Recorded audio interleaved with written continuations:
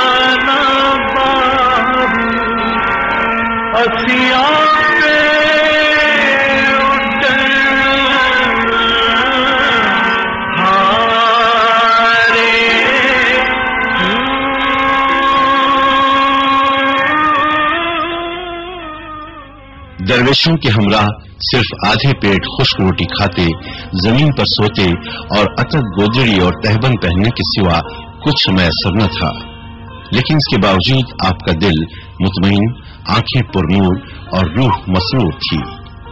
خویش و اقارب اور گھر والے سب حیران تھے کہ اس تعلیم یافتہ اور روشن خیال نوجوان کو کیا ہو گیا ہے۔ فقیرانہ لباس میں دیکھ کر بہت سے لوگ آپ پر دیوانگی اور جنون کا شبہ کرنے لگے۔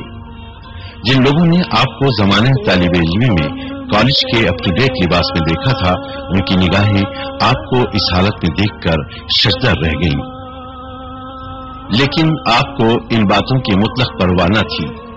آپ کی شادی کالج کے ابتدائی ایام میں ہو چکی تھی اور اس وقت آپ کے 3 بچے بھی تھے، وہ بھی اپنے وطن خدا کے سپرد کر آئے تھے۔ ذکر الہی اور عبادت الہی آپ کا دن رات کا شغل تھا۔ انہی ایام میں حضرت سلطان باہو رحمت اللہ علیہ کی ایک قلمی کتاب آپ کی نظروں سے گزری۔ اس کا بہت غور سے مطالعہ کیا۔ آپ نے یوں محسوس کیا کہ معرفت اور فقر کا ایک بیش بہا خزانہ ہاتھ آ گیا ہے۔ اس کے مطالعے میں اس قدر لطف آیا کہ برسوں حضرت کی کتابوں کے مطالعے میں گزار دیے۔ اس کے بعد اور بہت سی قلمی کتابیں ہاتھ لگ گئیں اور آپ ان سے اپنی پیاس بجھاتے رہے۔ چنانچہ 30 سال کے قریب کا عرصہ آپ نے حضرت سلطان باہو کے مزار شریف کے متصل ایک کمرے میں گزارا۔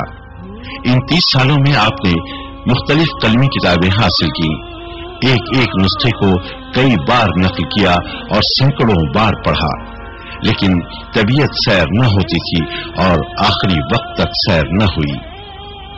مسلسل 20 سال تک یہ کتابیں قلم سے لکھتے لکھتے آپ کا خط اتنا ترقی کر گیا کہ آپ پورے خوشنویس بن گئے۔ ان کتابوں کو آپ نے پیر صحبت بنایا، انہی سے سب کچھ حاصل کیا۔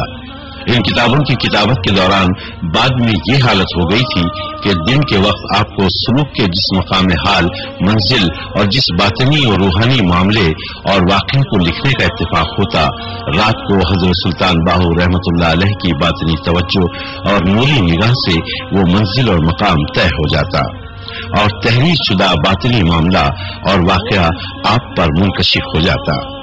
آپ فرماتے تھے کہ ایسا معلوم ہوتا ہے کہ جیسے حضرت سلطان باہو رحمت اللہ علیہ نے یہ کتابیں صرف میری ہی خاطر قلم بند فرما کر چھوڑی تھی، کیونکہ آج تک ان کتابوں کو میری طرح کوئی نہیں سمجھ سکا ہے اور نہ کوئی اس سے اس قدر روحانی استفادہ کر سکا جس قدر میں نے کیا۔